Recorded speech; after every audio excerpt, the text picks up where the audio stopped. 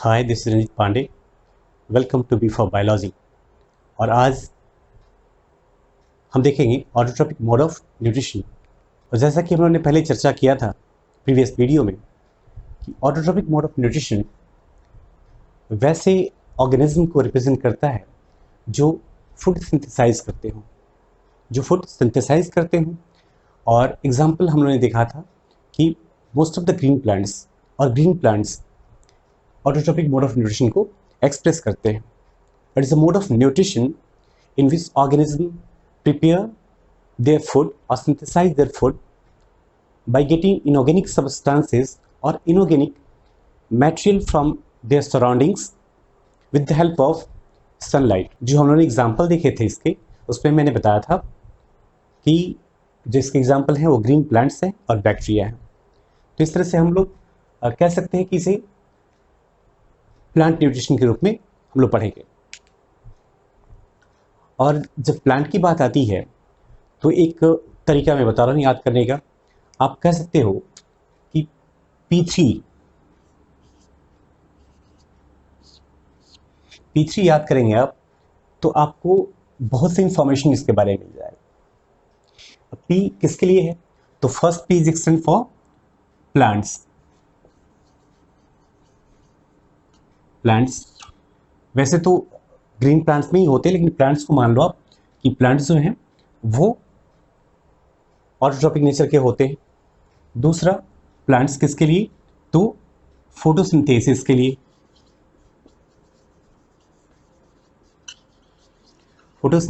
लिए। और तीसरा पी जो है वो प्रोड्यूसर्स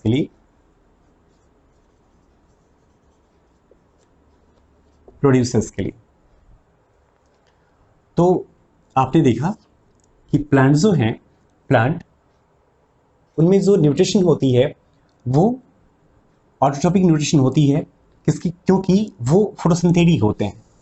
मतलब आप कह सकते हो कि जो सिंथेसिस की प्रक्रिया है, जो प्रोसेस है जिसे ऑप्ट करते हैं for their synthesis of food, वो क्या है? फोटोसिंथेसिस है।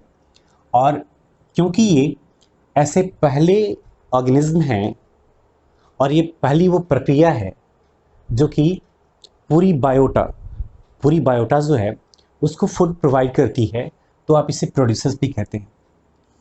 क्या कहते हैं इसे हम लोग? प्रोड्यूसर्स भी कहते हैं। तो इस कारण से हम लोगों ने यहाँ मॉडल क्या लिया? P3 मॉडल लिया। अब हम लोग देखेंगे फोटोसिंथेसिस के बारे में। Photosynthesis, what is photosynthesis? Green plants prepare their food through the process of photosynthesis. और फोटोसिंथेसिस आप देखोगे कि दो ग्रीक वर्ड्स से डिराइव्ड हैं। दो ग्रीक वर्ड ही हैं। Photo refers to light and second is synthesis. It means putting together.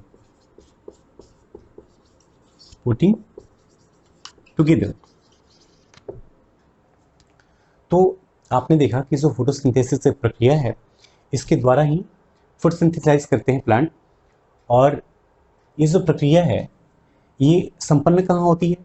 तो जो ग्रीन पार्ट ऑफ प्लांट्स, अब आप देखोगे कि जो पत्तियां होती हैं प्लांट की, जो लीफ होती है वो ग्रीन होती है। तो green part of the plant जो होते हैं उनमें ये प्रक्रिया संपन्न होती है। आप कह सकते हैं कि photosynthesis is a process by which an organism of plants combine the inorganic substances to the complex organic substances with the help of light। या फिर आप यूँ डिफाइन कर सकते हैं इसको, the process of conversion of radiant energy or light energy into chemical complex organic material with the help of light is called photosynthesis। अब हम लोग फोटोसिंथेसिस के जो रॉ मटेरियल हैं उनके बारे में जानेंगे कि उन्हें कहाँ से ऑब्टेन करते हैं प्लांट।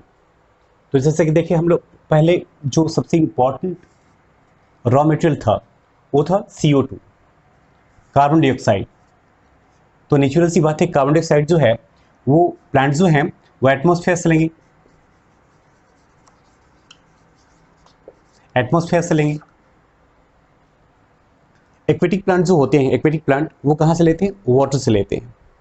और एक ऐसा एस्टिमेशन है कि जो मेरीन प्लांट होते हैं, मेरीन प्लांट, उनमें कंसंट्रेशन ऑफ CO2 कुछ ज़्यादा ही होती है, तो वहाँ कोई दिक्कत होती नहीं है एक्वेटिक प्लांट को।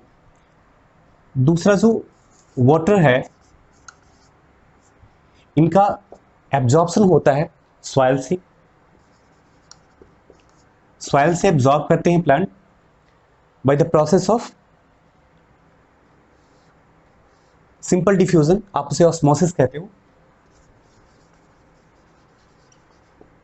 ऑस्मोसिस के थ्रू सॉइल से जो रूट होती हैं प्लांट की, वो वाटर को एब्जॉर्ब करती हैं for the purpose of photosynthesis. तीसरी जो इंपॉर्टेंट एस्पेक्ट है वो सनलाइट है। सनलाइट, और आप देखेंगे ये सन से दूसरी कोई लाइट आप देखें चाहें कि फोटोसिंथेसिस करवा लें तो वो पॉसिबल नहीं है। ऐसा नहीं कि हम एक हाइलोजन बल्ब लगा लें और कोशिश करें कि शायद हो जाए, तो वो चीज़ें पॉसिबल नहीं है जो आर्टिफिशियल बल्ब हैं उनके द्वारा। और चौथी जो है वो है क्लोरोफिल। और क्लोरोफिल जो होते हैं ग्रीन पार्ट्स ऑफ प्लांट्स, जैसे कि आपने देखा था,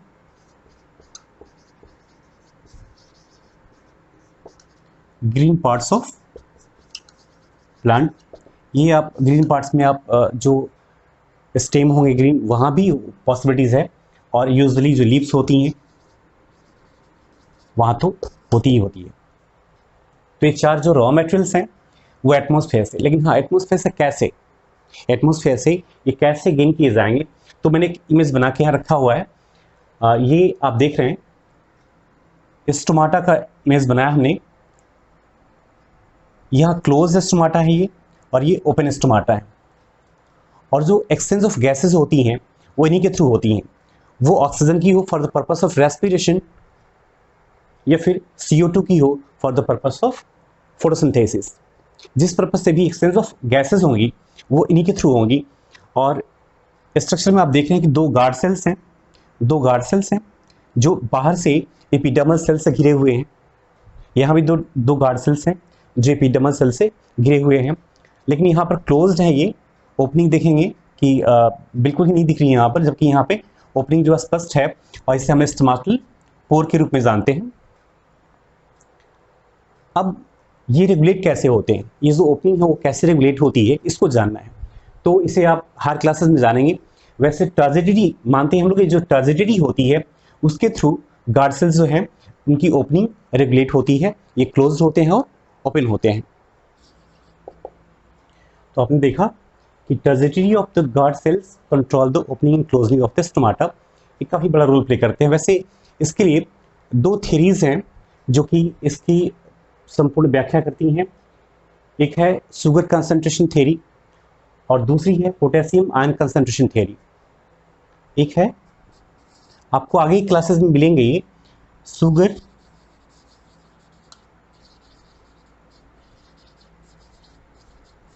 कंसंट्रेशन थ्योरी,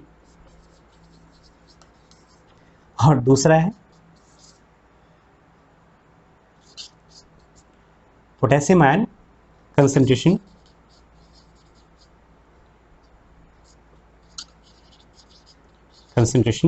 थ्योरी।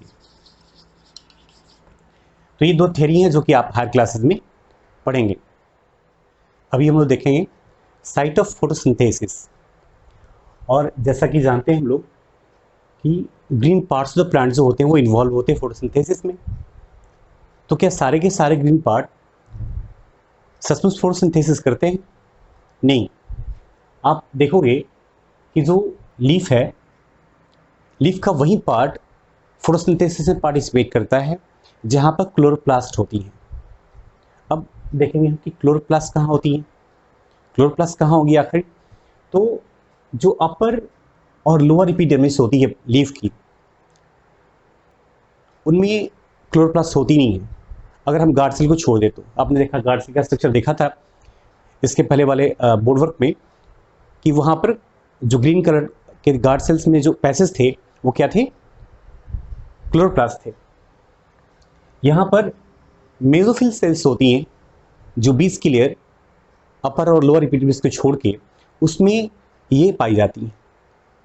तो वहाँ पर ये जब हम इसके टीएस में जाएंगे तो देखेंगे क्या कि वहाँ पर पैलिसेड सेल्स हैं और स्पॉन्जी सेल्स हैं। तो जो हम पैलिसेड सेल्स को निकाल के देखेंगे तो वहाँ बहुतायत होते हैं क्लोरोप्लास्ट, और उनका शेप जो आप देख रहे हो यहाँ पर मैंने ड्रॉ कर रखा है। आपने पढ़ा भी था सेल में क्लास 9th में कि डबल मेम्ब्रेनस स्ट्रक्चर होती है माइटोकॉन्ड्रिया की तरह, और ऑटोनोमस भी होती है क्योंकि इसके पास अपना खुद का डीएनए होता है। आपने वहाँ देखा था इस चीज़ को। इसके अलावा आप देखेंगे कि वहाँ पर आपने माइटोकॉन्ड्रियल मैट्रिक्स कहा था, जो साइटोप्लाज्मिक कंटेंट या फिर जो प्रोटोप्लाज्मिक कंटेंट उसके अंदर होते हैं उसको हम लोगों ने वहाँ क्या कहा था, मैट्रिक्स कहा था। यहाँ पर उसे स्ट्रोमा कहेंगे। आउटर मेम्ब्रेन वहाँ भी था, आउटर मेम्ब्रेन यहाँ भी है, इनर मेम्ब्रेन भी है। इसके अलावा आप देख रहे हैं कि एक क्वाइन जैसे स्ट्रक्चर हैं जो एक दूसरे के ऊपर अरेंज्ड हैं। मैंने ग्रीन कलर से उसको बनाया है। ये क्वाइन जैसे स्ट्रक्चर जो है वो थैलेक्वाइड कहलाती हैं। सिंगल जो स्ट्रक्चर है वो थैलेक्वाइड कहलाती है। और अगर हम इस पूरे अरेंजमेंट को देखें तो इसे हम ग्रैनम कहते हैं। ग्रैनम या फिर ग्राना। तो ये आप पूरा स्ट्रक्चर जो है ये ग्रैनम है, और यही वो साइट है जहाँ पर फोटोसिंथेसिस की प्रक्रिया होती है। तो जो स्ट्रोमा है वो डार्क रिएक्शन के लिए प्लेस प्रोवाइड करती है, जबकि जो लाइट रिएक्शन है वो थैलेक्वाइड है, इनमें होता है। Stroma is site for dark reaction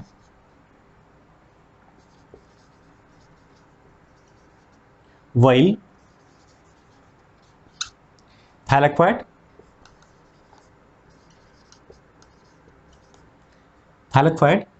is site of light reaction।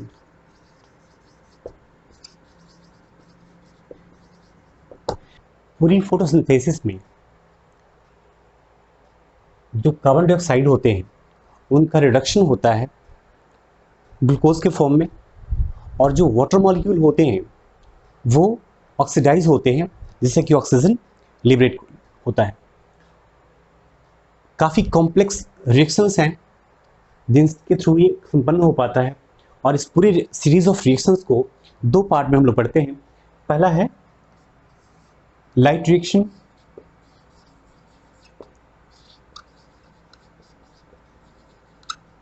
इसे हम लोग हिल्स रिएक्शन भी कहते हैं।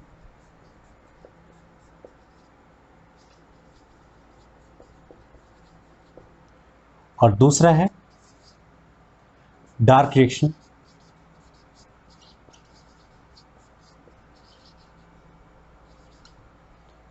कैल्विन साइकिल कहते हैं इसको।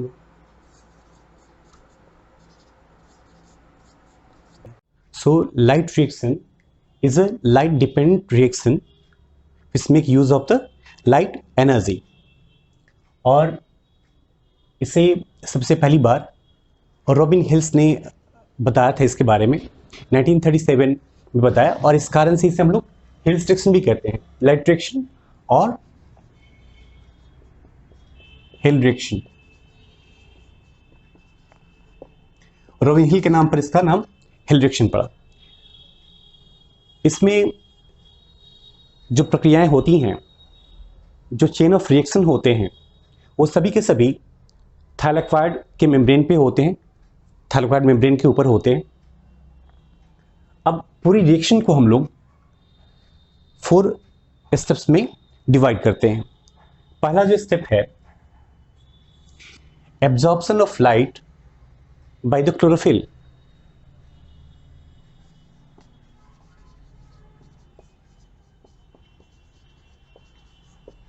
Absorption of light by chlorophyll.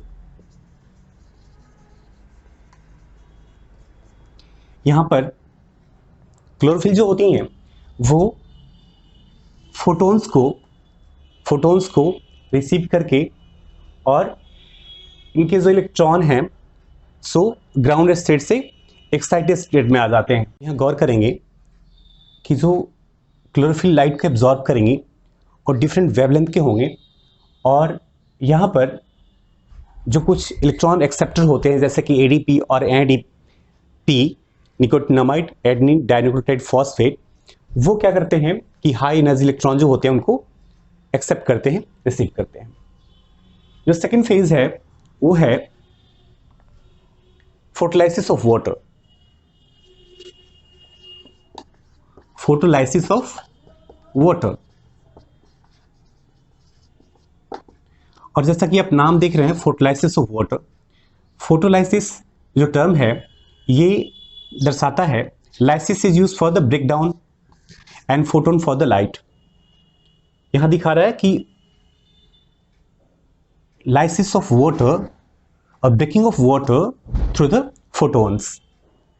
तो इस प्रक्रिया में वाटर मॉलिक्यूल्स टूटती हैं H प्लस आयन और हाइड्रोक्सी आयन को प्रोवाइड करती हैं। कैसे हो गई? जैसे देखें अगर हम लोग 4H2O मॉलिक्यूल्स को लेते हैं तो ये टूट के हम लोगों को 4H plus ion hydrogen ion और 4 हाइड्रोक्सी आयन प्रोवाइड करती हैं। अब जो ये हाइड्रोक्सी आयन है फिर ये क्या होती है कि फिर से 2H2O मॉलिक्यूल का फॉर्मेशन कर देती है। हाइड्रोक्सी आयन फिर से 2H2O मॉलिक्यूल का फॉर्मेशन कर देती है और फिर O2 और साथ में 4 इलेक्ट्रॉन हाई एनर्जी इलेक्ट्रॉन जो हैं वो लिबरेट होते हैं।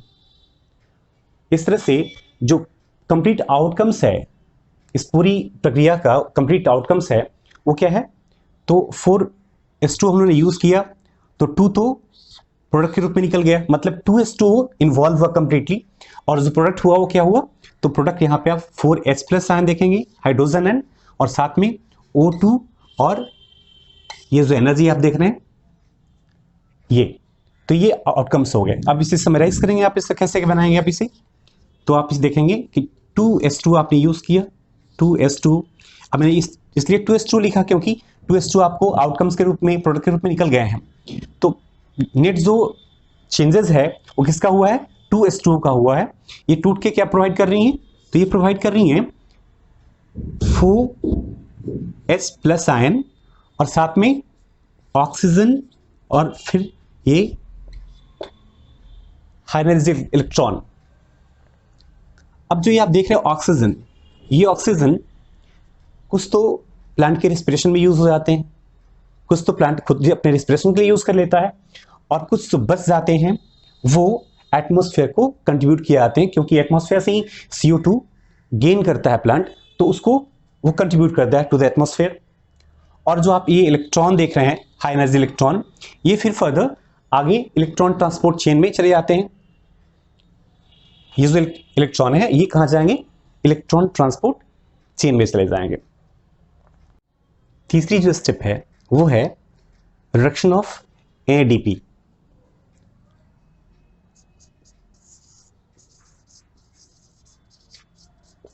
Reduction of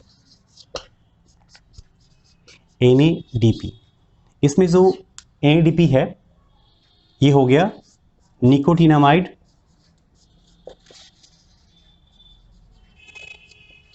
adenine dinucleotide nucleotide phosphate. आपने देखा क्या कि जो निकोटिनामाइड एडेनिन डाइन्यूक्लियोटाइड फॉस्फेट है वो इस स्टेप में रिड्यूस्ड होती है, और रिड्यूस्ड होके क्या कन्वर्ट किसमें कन्वर्ट होती है? NADPH2 क्या बनाएगी? ये NADPH2 का फॉर्मेशन करेगी। लेकिन कैसे देखेंगे? NADP जो है ये high energy electron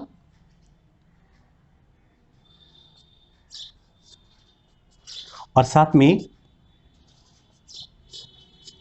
hydrogen ion के साथ मिलके और फिर कन्वर्ट होता है NADPH2 में। तो ये इसका रिडक्शन हुआ और ये कन्वर्ट हो गया किस में कन्वर्ट हो क्या बना, NADPH2 बना। जो कि चौथा जो स्टेप है, चौथा स्टेप होता है बेटा फोटोफॉस्फोरिलेशन। फॉस्फोरिलेशन भी कहते हैं हम लोग, फॉस्फोरिलेशन और फोटोफॉस्फोरिलेशन भी कहते हैं, क्योंकि ये पूरी जो प्रक्रिया होती है ये लाइट में होती है, लाइट के कारण ही होती है, और इस कारण से इसे अब फोटोफॉस्फोरिलेशन भी कहते हैं। इसमें क्या होता है कि जो एडीपी मॉलिक्यूल है, एडीपी एडेनोसिन डाइफॉस्फेट, एडीपी जो होती है ये इनऑर्गेनिक फॉस्फेट के साथ जुड़ के और क्या प्रोड्यूस करती है, हाई एनर्जी कंपाउंड, जिसे हम एनर्जी करेंसी भी कहते हैं, आप उसे कहते हो एडेनोसिन ट्राइफॉस्फेट। तो ये हाई एनर्जी कंपाउंड का फॉर्मेशन करती हैं जो एटीपी कहलाती है। और क्योंकि ये पूरी प्रक्रिया, जो भी प्रक्रिया आप देख रहे हो, ये सब लाइट की उपस्थिति में ही होता है, इसलिए हम इसे लाइट रिएक्शन और हिल्स रिएक्शन कहते हैं। डार्क रिएक्शन को हमने शॉर्ट फॉर्म में यहाँ बताया है कि पहले फिक्सेशन होगा कार्बन डाइऑक्साइड का और पीजीए का फॉर्मेशन होता है फॉस्फोग्लिसरिक एसिड का, और फिर formation of sugar, then regeneration of RUP जो कि केल्विन साइकिल कहलाती है।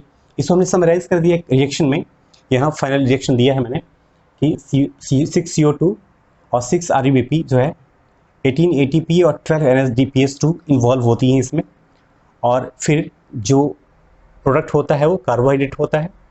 6 RUBP जैसे आपने यहाँ इन्वॉल्व किया था वैसे एग्जैक्टली निकल गई। अब क्या होता है, जो 18 ATP होती है वो ADP में कन्वर्ट होती है, 18 ADP निकलती है तो 18 इनऑर्गेनिक फॉस्फेट भी अलग हो गई, सो 18 ADP देन 18 इनऑर्गेनिक फॉस्फेट, और जो NADPH है वो NADP प्लस के रूप में यहाँ पर निकल जाता है। तो ये फाइनल आपका आउटकम्स है किसका, डार्क रिएक्शन और केल्विन साइकिल का। इसके बाद एक छोटा सा सिर्फ एस्पेक्ट बच गया है सिर्फ फोटोसिंथेसिस में, फैक्टर्स अफेक्टिंग फोटोसिंथेसिस।